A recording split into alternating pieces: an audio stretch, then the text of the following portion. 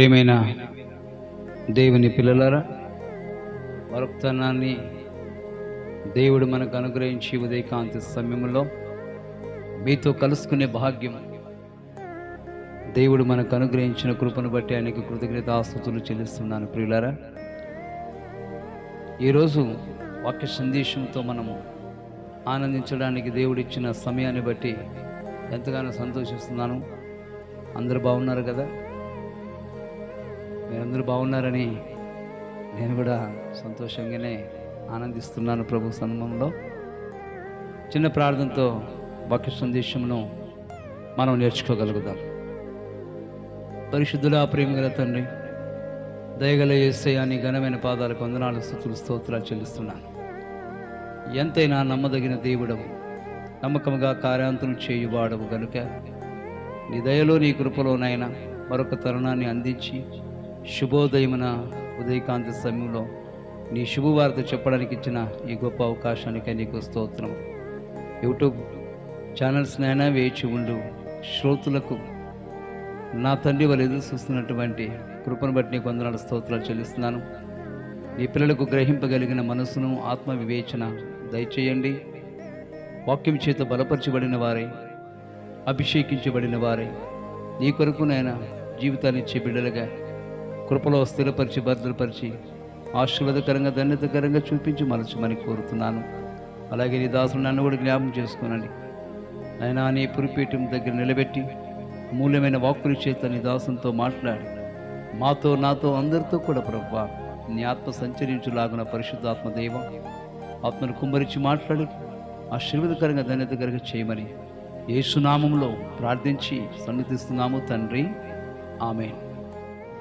ప్రేమైనటువంటి దేవుని పిల్లలారా, ఈ దినము యొక్క వాక్య సందేశములో ఉన్నటువంటి మాటని మనం చదువుకుందాం. లూకా సువార్త 16వ అధ్యాయం 19వ వాక్యం నుండి కొన్ని వచనాలను మనం చదవగలిగితే ఇద్దరు వ్యక్తులు మనం చూస్తున్నామండి. ధనవంతుడు, లాజరు. ధనవంతుడేమో ప్రతిరోజు ఉదారంగపు బట్టలు ధరించుకొని, సన్నపు నారపు బట్టలను ధరించుకొని ప్రతిరోజు తింటూ త్రాగుతూ సుఖముతో, సుఖభోగ్యాలతో జీవించేవాడంట. ఎందుకంటే ధనవంతుడు కాబట్టి తనకు దరిద్రత కానీ, దీనత్వం కానీ అనుభవించేటువంటి సిచ్యువేషన్ లేదు. కానీ ఆ రకంగా జీవిస్తున్నటువంటి దినాలలో అతని ఇంటి దగ్గరనే దరిద్రుడైనటువంటి లాజరు కూడా అతని ఇంటి వాకిట పడి ఉన్నాడంట. ఎందుకు ఆ సిచ్యువేషన్ అలా జరుగుతుంది అంటే, దేవుని రాజ్యము ఎవరు తెలియదానికి ఒక చిన్న అవకాశం అండి. ప్రియమైన వారులారా, ధనవంతుడేమో తనకిష్టం వచ్చినట్లుగా జీవిస్తూ, తనకిష్టం వచ్చినట్లు బ్రతుకుతూ జీవిస్తూ ఉన్నాడంట. దరిద్రుడైన లాజరు అయితే దేవుని నామమున కొనియాడుతూ ఆ రోగమును భరిస్తూ జీవిస్తున్నాడంట. ప్రియమైన వారులారా, లాజరు కూడా దేవునిని వేడుకొని నాకు బాగు చేయి తండ్రి అని అంటే ఆయనకు అసాధ్యమైనది ఏది లేదండి. ఆయనకు వచ్చిన రోగమును బట్టి ఆయన బాధపడలేదు. కానీ ఆయనకున్న నిరీక్షణ ఏంటంటే, చనిపోతే నేను దేవుని రాజ్యానికి వెళ్ళాలా, బాగుపడితే మరలా నేను పాపానికి దాసునైతేనేమో, దేవుని కృపకు దూరం అవుతానేమోనని ఒక భయం చేత ఆ రోగమును అలాగనే భరిస్తూ రాగలిగాడండి లాజరు. ధనవంతుడు తన బల్ల మీద భోజనాన్ని కూర్చొని తిని తృప్తి పడుతూ ఉండేవాడు. లాజరు ఆ రొట్టె ముక్కలు కింద పడినప్పుడు, బల్ల మీద నుంచి కింద పడి ఉన్నప్పుడు అవి ఏరుకొని తింటూ తన కాలం గడిపేవాడు. ఒక రోజున దరిద్రుడైన లాజరు చనిపోయినాడంటండి. చనిపోతే బంధువులు, మిత్రులు ఎవరు రాలే. ఆయనకున్నారో లేరో తెలియదు. మరి వాక్య సందేశంలో సత్యం చెప్తున్న మాట ఏంటంటే, దేవుని దూతలు వచ్చి లాజరు ఆత్మను ఎత్తుకొని పోయిరి అని రాయబడింది.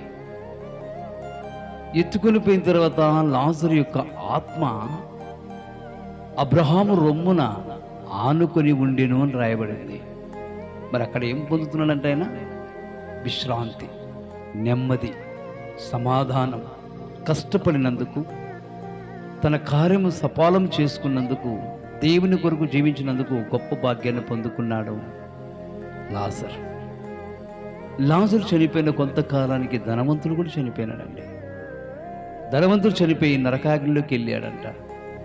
నరకాగ్నిలోనికి వెళ్ళి ఆ నరక యాతన చూసి భరించలేక రొమ్ములు కొట్టుకుని అరుస్తూ అబ్రహాము రొమ్మును ఆనుకునేటువంటి లాజరుని పిలుస్తున్నాడంట.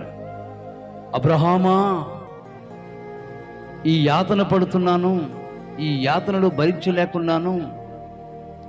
లాజరు అనేవాడు నాతో పాటు భూలోకంలో ఉన్నప్పుడు నా ఇంటి వాకిటి పడిన వాడిని పంపు, నేను చూస్తూ ఉన్నాను, అతని నీ రొమ్మును ఆనుకున్నాడు, నేను ఇక్కడ బాధపడుతున్నాను, అక్కడ సుఖంగా ఉన్నాడు ఆయన.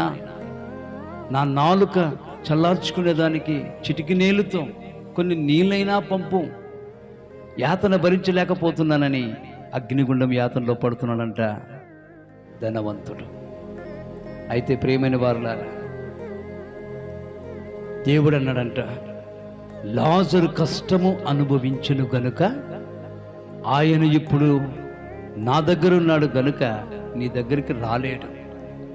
ఆయనకు నీకు రావడానికి మధ్యలో అగాధమైనటువంటి స్థలం ఉన్నది. లాజరు కష్టపడినందుకు, నా నామాన్ని సేవించినందుకు నా దగ్గరికి వచ్చాడు. కానీ నీకు ఇష్టం వచ్చినట్టు జీవించావు. జీవించిన కాలమంతా నీకు రావలసిన ఘనత అగ్నిగుండమే పరిమితమయ్యింది. నీవు ఆయనతో సరైన వానివి కాదని, నీవు ఏమి విత్తావో దాన్ని కోసుకున్నావన్నట్లుగా దేవుని ఆత్మ తనతో మాట్లాడుతున్నట్లుగా చూస్తున్నాం ప్రియులారా. ఈ వాక్యాన్ని బట్టి మనం చూసుకున్నట్లయితే శ్రమను అనుభవించిన వాడు, కష్టాన్ని అనుభవించిన వాడు, రోగాన్ని భరించిన వాడు లాజరు యొక్క ఆశా నిగ్రహం ఏంటంటే దేవుని సన్నిధికి నేను చేరాలా, దేవుని రాజ్యంలో నేను ఉండాలా అనే గురి. అందుకే లాజరు ధన్యుడైపోయినాడు ప్రియులారా. ఈ రోజుల్లో మనకొచ్చే కష్టాలు, కన్నీళ్లు, రోగాలు, ఇబ్బందులు, ఇరుకులు, సమస్యలు కలకాలము ఉండవు కదండి. కొద్ది రోజుల పాటు ఓపిక కలిగి ప్రభు నామంలో నమ్మకం కలిగి, నిరీక్షణ కలిగి జీవిస్తే ఆ దేవుడు తప్పక మనల్ని నడిపిస్తాడన్న మాట వాస్తవం. లాజరుకు మేలు చేసిన వాడు నీకు మేలు చేయడా? లాజరును తన రొమ్మును ఆనించుకున్నటువంటి అబ్రహాము దేవుడు నీకు సహాయము కాడా?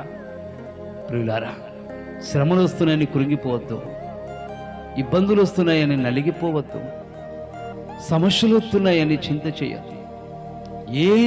ఏమైనా సరే ఆయన కృప మిమ్మల్ని విడిచిపెట్టి వెళ్ళిపోదు. ఎందుకనంటే నేను దేవుని సన్నిధానంలో నుండి ఈ వాక్శక్తిని ప్రభు నా ద్వారా నీకు అందిస్తున్నాడు సుమా. ప్రియమైన దేవుని పిల్లలారా, శ్రమలు ఉండటం మనకి ఎంతో గొప్ప మేలు. శ్రమలు ఉండటయే గొప్ప భాగ్యం. అందుకే మోషే ఒక్క మాట అంటాడు, ఐగుప్తులో ఉన్నటువంటి సుఖభోగములు అనుభవించుట కంటే క్రీస్తు విషయములో శ్రమలు అనుభవించుటయే నాకు మేలాయను అంటాడు. మరి దేవుని రాజ్యము మనకు రావాలి అంటే, ఆయనతో కలిసి సావాసం చేసి జీవించాలంటే ఆయన కొరకు మనం ఏం కష్టపడుతున్నాం, ఆయన కొరకు నువ్వేం చేశావు, ఆయన కొరకు నువ్వేం చేయబోతున్నావు ఒక్కసారి గమనించుకోండి ప్రియులారా. అలా గమనించుకుంటూ వెళితే మన జీవితంలో శూన్యంలో అవుతాం.